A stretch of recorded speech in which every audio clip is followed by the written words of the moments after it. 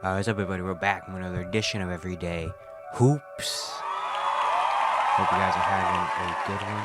Today, we're going to be recapping yesterday's games. A lot of fun games, a lot of fun, big games, stuff like that. We're going to talk all about the NBA last night. If you missed any of the recaps, of course, you can go back and watch those. Thank you guys for views on videos and the shorts recently. Really appreciate it. If you enjoy the content around here, consider subscribing, turn notifications, do all stuff like that. Really appreciate it. Really helps out a lot. And don't waste any more of your time. Let's get right into it. So we'll start the first game of the day. We have the Warriors and the Pistons. The Warriors win this one 120-109. Warriors now go to 6-2. Pistons fall to 2-6. The Warriors had a big second half, especially fourth quarter. Steph Curry was great. The Pistons fought in there, though. The young Pistons were in there, even without their full team.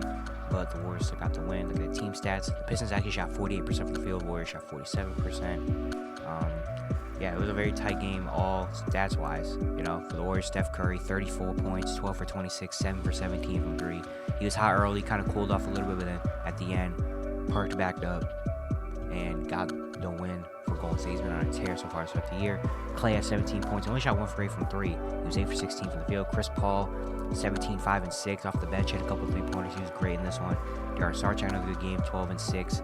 10 for Kuminga off the bench, and then 10 and 6 for Kevon Looney as well. The Warriors bench has been a big thing of the season. Chris Paul has been playing really, really well with this bench, having guys like Darren Saric, Payton, Moody, Kuminga, all playing well. And when they're doing that, it's just amazing. The Warriors are going to win a lot more games. For Detroit, Cade Cunningham, 21, 4, and 5. Shot 7 for 18, 1 for 6, and 3. Killian Hayes had a good game, 21, 4, and 7. Shot 8 for 12, hit 3 3-pointers. That's a good sign for them. Isaiah Stewart had 17 and 11. He hit 3 threes. Asar Thompson, 16 and 7 with 4 steals. Stanley Mude had 15 points and 4 5 from 3 off the bench.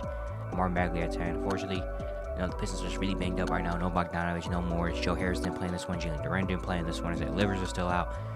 They just have so many injuries, unfortunately. But the Pistons have been hanging in there. They've been hanging in there in almost every game, especially with this Warriors team. They were very, very close to winning. It's just they couldn't close out the end. The Warriors did. Next, we have the Spurs and Pacers, and the Pacers put a beating on the Spurs, winning 152-111. 152 points for the Indiana Pacers. They scored the 86 in the first half. Pacers now go to 4-3. Spurs are 3-4. Team stats: Pacers shot 58% from the field. San Antonio shot 43%. The Pacers hit 20 threes. Spurs hit just 8 threes. Pacers had 38 assists. Spurs 26 assists. For Indiana, they had 6 players scoring double figures. Tyrese Haliburton led them with 23 points, 8 assists, shot 9 for 19, 3 for 7 from 3. Coming off his big 43-point game the other day, he had a big one. Obi Toppin, 19 points, a good sign for him. This is his first really good game of the season. Buddy Hield had 19 points, hit 5 threes off the bench. Miles Turner had 15-11. Aaron Nesmith had 15 points, and Benny Mathurin had 10 points as well. But really just a whole team effort. Anyone that got in the game at least scored once. Even Jabari Walker came in and scored. Everyone that played in this game scored for Indiana. 152. Man. The Spurs just didn't have it tonight. Just not great defense, not disciplined, all that stuff. Doug McDermott had 17 points. He had 4 threes. He was really score. Kellen Johnson had 16. 14 for Zach Collins. Wemby, 13 and 10. He shot just 3 for 12 from the field, taking a lot of tough shots. Then Charles Bassey had 10 off the bench with 3 blocks, or 3 steals, actually. But yeah, just not a great game from the Spurs. Pop's not going to be happy about that one, giving up 152 points. Next, we have the Wizards and 76ers. Sixers won this one 146-128. It was the Joel Embiid show out there. The Sixers now go to 5-1 on a 5-game winning streak. Wizards fall to 1-5. Team stats: Philly shot 56% from the field. Washington shot 51%. The Sixers were 32 for 36 in the free throw line. Wizards were 16 for 20. Joel Embiid dropped 48, 11, and 6 in 3 quarters. Including, I think he shot 10 for 10 from the field in the third quarter, shot 17 for 25, 14 for 14 from the free throw line. He was absolutely doing anything he wanted to out there to Washington. It was disgusting to see, honestly. Joel Embiid was just absolutely dominating. Tyrese Maxey, 22 and 11 assists. Tobias had 18, 5 and 5, 14 for Nathan Melton. Nick Batum, his first game as a Sixer, had 11 points, hit 3 3-pointers off the bench. But yeah, Philly just dominated, 146 points. The Wizards' defense is not going to be good. The Wizards put up 128 in this game too, which is funny, but just the Sixers actually dominated, and Joel Embiid just did whatever he wanted out there. Washington, Kyle Kuzma had 28 points, hit 4 threes. Jordan Poole had 23 and 6 assists. He also hit 4 threes.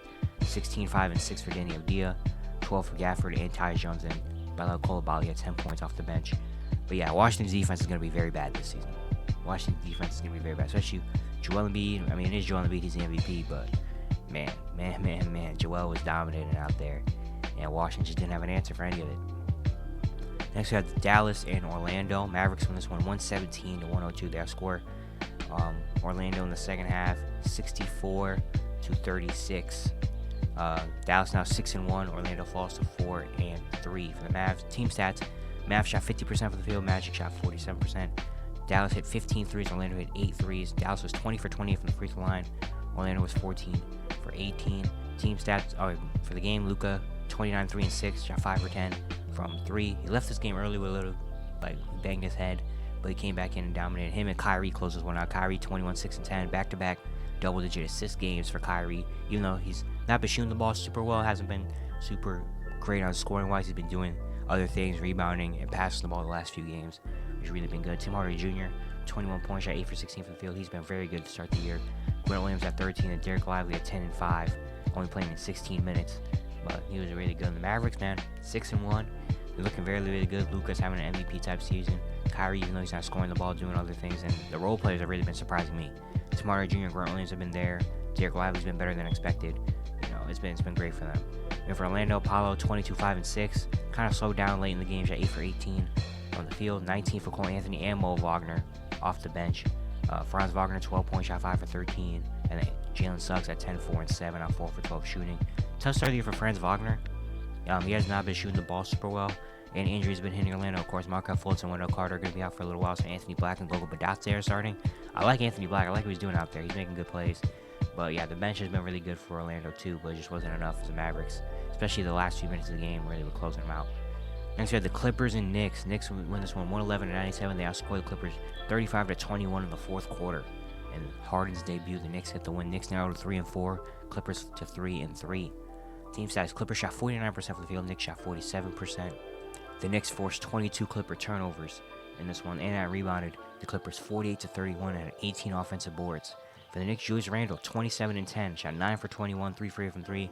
A way better shooting day for Julius Randle. Maybe this can spark something for him. RJ Barrett came back at 26, 6 and 4. He's been very, very good this season. He might be their missing piece. And then Mitchell Robinson at 13 and 15 with 4 steals, as well as Dante Vincenzo 12 off the bench. He had a couple big threes in the fourth, and Josh Hart 10 and 7 assists. Jalen Brunson had just 7 points and shot 2 for 12 in this game, but it didn't matter because Randle, Barrett, and the bench really made it happen for New York. Got a big win that they really needed at home. And the Clippers, first game of Harden. This is Harden's first time losing in a debut game for him. Kawhi had 18, 5 and 3, shot 8 for 16 from the field. Harden had 17 and 6 assists. He shot 6 for 9. Westbrook had 17 in this one. Norman Powell 14 off the bench. Paul George, not a great game for him. 10 points, shot just 2 for 11. Yeah, really just the Knicks were putting on in the fourth quarter. Fourth quarter, Clippers couldn't really hold on. I don't know. It didn't look bad, really. It didn't really look bad. It was just some people trying to, figure their way. All right, how is it going to work? All right, Harden's out there. He got it. I'm just standing in the corner. I feel like that's what Paul George is doing a lot. Paul George is really just kind of being passive and kind of being like, all right, Harden, you got it. Or Kawhi, you got it. Paul George is just standing on the side. It was only the first game. They have so much more time to figure it out. But a good win for the Knicks. The Knicks really needed this win. They've been really, really struggling. They needed a win like this. Julius Randle finally having a good game. RJ's been very, very good so far this season. And yeah, that's big for them. Hopefully, maybe this can, get a streak going for them. Next, we had the Lakers and Heat. Heat with this one 108-107. Cam Reddish misses a big 3-pointer in the corner to win the game. Both teams now go to 3-4. Team stats: Heat shot just 47% from the field. Lakers shot 54% from the field in this game. For Miami, Jimmy Butler 28, 4 and 6, shot 9 for 15, hit 3 3-pointers. Bam Adebayo, man, 22, 20 and 10 with 2 steals and 2 blocks, shot 9 for 20, hit a 3-pointer as well. Bam, man, Bam was doing everything: rebounding, passing, scoring, defending. He was doing it all, man. 22, 20 and 10 is just crazy. And Tyler Hero also had 22, 5 and 5, and then Duncan Robinson off the bench had 12 points. But yeah, Miami, good win for them. They've won back-to-back games after going on a 4-game losing streak. They need a couple wins. Jimmy is starting to turn up a little bit more. He hit a lot of clutch shots in this game. Tyler Hero, love what he's been doing this season all around. And even though their depth is not that great, it showed up when it mattered. Duncan Robinson, Highsmith on defense. Jaime Jaquez even had some good moments in this one. For the Lakers, LeBron had 30, shot 13 for 23, had 3 blocks as well in this game, including a nice chase down block. LeBron really brought him back in this game. LeBron saw that the game was, up there because, of course, Miami, they don't have enough firepower on offense to close the team out like that.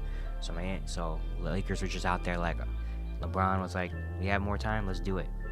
And he almost brought him all the way back, and he made the pass to Cam Reddish in the corner. Reddish just couldn't make it. Austin Reeves, 23, 10, and 9.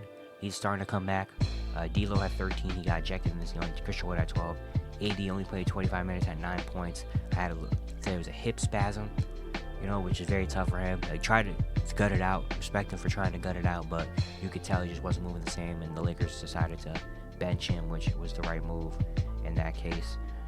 So unfortunately, he couldn't play the rest of the game. Hopefully, they said it's not a big injury. AD says he'll be fine. They play tomorrow against the Rockets, so maybe, he'll be in that game. But yeah, the Lakers, tough one to lose. Cam Reddish, of course, missing the shot, but it's also very tough when you have only 8 players being able to play. A lot of injuries. Guys like Gabe Vincent, Jackson Hayes didn't play in this one. Rui Hachimura is still out. So it's very, very tough. LeBron's had to play a whole lot of minutes. Austin Reeves, the good thing of that is Austin Reeves is starting to come back after having a very rough start to the season. He's starting to pick it back up, so hopefully that can provide some extra stuff for you. But yeah, it's just tough for the Lakers right now with all the injuries and stuff. Next we have the Bucks and the Nets. The Bucks on this one, 129 and 125. Bucks go to 4-2. Nets fall to 3-4. Team stats: Nets shot 49% from the field. Bucks shot 48%. Both teams hit 16 threes, but the Bucks are 21 for 24 from the free throw line. Nets were 11 for 13. Giannis, 32, 12, and 3 with 2 blocks. Shot 15 for 27 from the field. He was doing pretty good, especially late in the game. He was driving to the rim, getting some easy ones, getting to the free throw line a lot, rebounding the ball. Yeah, he looked a lot more comfortable out there. Dame, 21, 6, and 7. He was a lot more passive, but when it came down to it, he had some big free throws. Chris Middleton at 15. Jay Crowder off the bench, 15 points, had 4 threes. The bench with Milwaukee was big. They have 4 players scoring double figures off the bench. Crowder had 15, Portis and Payne had 11, and Pat Connaughton had 10. That's huge. That is huge for Milwaukee if their bench is going to do that, because their bench doesn't really look amazing. So if the bench is going to do that, man, that's huge, and they can definitely win a lot of games like that. But yeah, Giannis really took the lead in this one. Dame was more of like, all right, Giannis, you got this game. And Giannis was dominating, even though Brooklyn has a lot of long defenders down there. Not really much to stop Giannis. And for Brooklyn, Cam Thomas, 45 points, shot 17 for 33. Cam Thomas is here, man. I don't know. Cam Thomas just keeps doing his thing. Another big game, 45 points in this one. He's just been absolutely insane in this one. Mikal Bridges, 31, 5, and 4. Shot 12 for 21. Lonnie Walker off the bench had 19 points. He's been very solid for them. Royce O'Neal had 12, 9, and 3. Ben Simmons had 15 boards and 4 assists. The Nets, again, they're going to be a fun team. They're not going to win a lot of close games. I've said that every time I feel like the Nets have played. But it's fun to watch them. It's fun to watch, especially when Cam Thomas is doing his thing, man. Cam Thomas just gets so many tough buckets. Like he doesn't take amazing shots, but it looks a lot better because they're going in. Like he wills his way to get buckets. Like every bucket for him, I feel like is just like man, he had to work hard for that. But the Bucks get a good win. They need to string off a couple wins. Next we have the Jazz and the Bulls. Bulls on this one, 130 to 113. Bulls go to 3-5. Jazz fall to 2-6. Team stats: Chicago shot 52% from the field. Jazz shot 48%. The Bulls hit 18 threes in this game. Jazz hit 16 threes. The Bulls also forced 22 Utah turnovers in this one. For Chicago, Zach LaVine, 24 points, shot 8 for 17 from the field. DeMar had 21, 5, and 4 with 4 steals and 8 for 13 shooting. The Bulls had 8 players scoring double figures. That is huge for Chicago. They had 8 players scoring double figures. Kobe White had 18 and 7. He had 4 threes. Drummond and Jerron Carter each had 12 points. Caruso and Patrick Williams each had 10 points. And so did Vucevic as well. He had 10. But yeah, great team win for Chicago. First time they actually played together as a team, and they got the win. Their defense was there. They forced 22 turnovers. The three-pointer was hitting, which was big, especially their bench. Everyone on their bench hit 2 threes. And that was a big win for Chicago. Utah, Larry Markkinen had 29, 5, and 3. Shot 8 for 15, 5 for 12, and 3. Walker Kessler had 15 and 15 with 4 blocks. 14 for John Collins, 14 for Collins Sexton off the bench, 13, 7, and 8 for Kelly Olynyk. But yeah, THT and Jordan Clarkson each had 5 turnovers in this game. That's the guard. If both your guards combine for 10 turnovers, you're not going to win a lot of games. But that's the thing about Utah. They don't really have a true point guard. They have THT and Jordan Clarkson trying to makeshift the point guard spot, even though that's not the position you want to makeshift in the NBA, I guess. But yeah, I expect Utah to be bad though, so I'm not really too surprised. But Lauri Markkanen is really, really good, man. He's really showing it this year that he's for real. Next, we had the Hawks and the Thunder. Thunder won this one 126-117, even though the Hawks put up 40 in the fourth quarter. Thunder had a big enough third quarter to sustain it. Both teams go down to 4-3. Team stats: OKC shot 47% from the field. Atlanta shot just 37% from the field. For OKC, Shea 38-6, shot 11 for 20, hit 3 3-pointers in this one. Jalen Williams at 21 points, shot 8 for 13. He was big in this one. 19 for Lou Dort. He's had a great start to the year. And then Chet had 16 and 12 with 3 blocks. Even though he shot just 4 for 14 from the field, he was doing all the other things. And Isaiah Joe also had 12 points, hit 4 threes off the bench. Keeson Wallace had 4 steals. He was really, really good in this one. And OKC, the young OKC, got a big win. For Atlanta, DeJounte Murray had 29, 4 and 6, shot 7 for 16 from the field. 22 and 11 assists for Trey, shot just 5 for 18, had 7 turnovers in this one. 17 for Bogdanovich off the bench, 15 for Saddiq Bey off the bench, he had 3 3-pointers. Jalen Johnson 13, 12 and 5 with 3 steals. Even though he had a tough shooting day, 6 for 15, he was doing everything else. And then Clint Capella had 12 rebounds, and Yoka Okongwu had 14 rebounds. So Hawks had 59 rebounds and 25 offensive rebounds in this game, but it didn't matter, because the 3-point shot wasn't really falling too much. Trey had another tough shooting day. Jalen Johnson had a bad shooting day, which is rare for him. So did DeAndre Hunter. And yeah, when you do that, you're just not going to win a lot of games. And young OKC out here closing out games, very nice to see. Next, at the Rockets and Kings. Rockets win this one 122-97. Back-to-back blowouts of the Kings. For Houston, they were by like 40 at one point. It was crazy to see. Rockets now go to 3-3. Kings fall to 2-4. Team stats: Rockets shot 57% from the field. Sacramento shot just 44%. Houston was 21 for 27 from the free throw line. Sacramento was 11 for 20. For Houston, Jalen Green 23 points, shot 5 for 9, 10 for 12 from the free throw line. Jalen Green being aggressive getting to the free throw line, that's big. Alperen Sengun 17, 8, and 12. 13 for Jabari Smith, 13 for Aaron Holiday off the bench as well. He shot 6 for 6 in the field. Fred VanVleet had 11 points and 5 assists. Which is a great team win, for Houston. Back-to-back big wins. That brings a lot of confidence to a lot of these young guys. For Sacramento, it's just really tough. Again, they don't have De'Aaron Fox. They're not shooting the ball super well. Keon Ellis was their leading scorer. He had 15 points and only played like the fourth quarter. He had 4 3-pointers. Kevin Huerter, 13 points, shot 5 for 10. 12 for Keegan Murray. Sabonis had just 8, 8, and 5 in this game.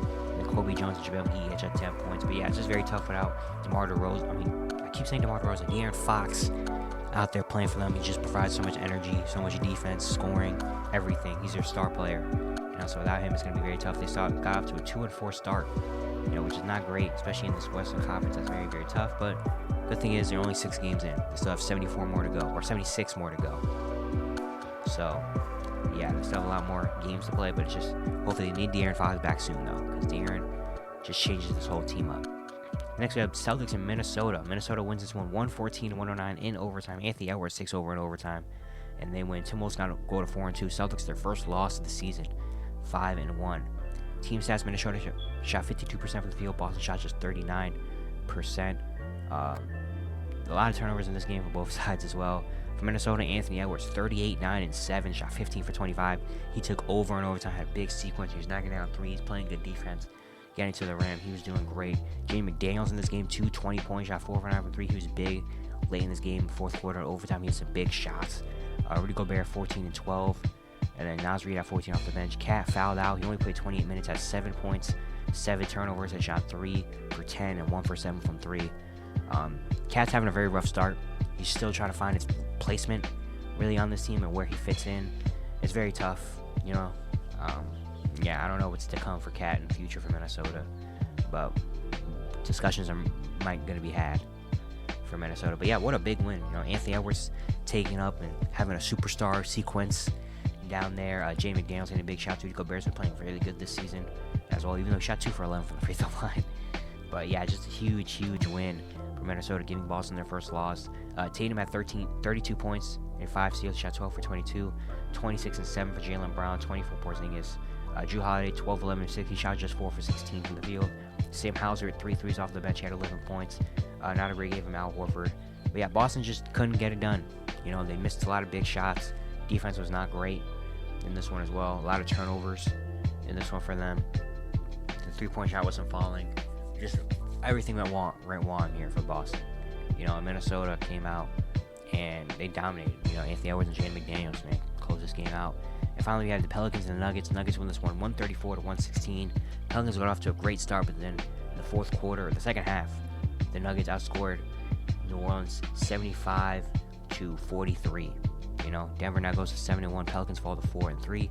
Team stats: Denver shoots 54% from the field. Pelicans shot 50% from the field. Nuggets had 37 assists to the Pelicans, 24 assists, and they rebounded New Orleans 45-38, had 11 offensive boards. Jokic 35, 14, and 12, shot 15 for 26, or 15 for 24 on the field. He's Nikola Jokic, And when the Nuggets, the young guys brought him back, but then Jokic closed him out. MPJ as well, 22-9. He's been on a fire so far the last few games. Julian Strawther came off the bench at 21 points at 5 threes. He had a big sequence in the fourth quarter to bring him back, hitting a couple threes and stuff like that. I made the Everyday Evals video about him. Go back and watch it. Julian Strawther, man. He's going to be a guy. Nuggets have found a gem in him, and he was really good. 21 points. KCP at 15, and Aaron Gordon at 15, 12, and 6 as well. Big one for Denver. The young guys like Julian Strawther, Peyton Watson really brought him back in. The Nuggets closed him out. Big comeback win. For New Orleans, Jordan Hawkins, 31 points, shot 7 for 14. The rookie, Jordan Hawkins, was on fire, being a sharpshooter out there. That's what he does out of UConn. With CJ McCollum going to be out for, we don't know how long with the lung, collapsed right lung. We don't know how long he's going to be out. Jordan Hawkins in the starting lineup to provide more spacing, and he was doing that today. Ingram at 22 points, Zion 20, 10, and 9. Even though he's not shooting the ball super well, he's been doing a lot of other ththings. It's great to see. And then Matt Ryan has 17 points and 4 threes off the bench. Yeah, just tough. The Pelicans in the second half just couldn't really overcome the Nuggets' run. The Nuggets just put it on them, and they couldn't really overcome it. And Denver gets a good win. We don't have any games today, which is unfortunate. But, tomorrow, that's when everyone I think almost everyone plays tomorrow, which is going to be very nice to see. But, yeah, it's going to be a great day. I hope you guys enjoyed. Once again, if you like the content, consider subscribing, like, turn notifications, do also like that. Really appreciate it. It helps out a lot. And, yeah, I'll see you guys tomorrow.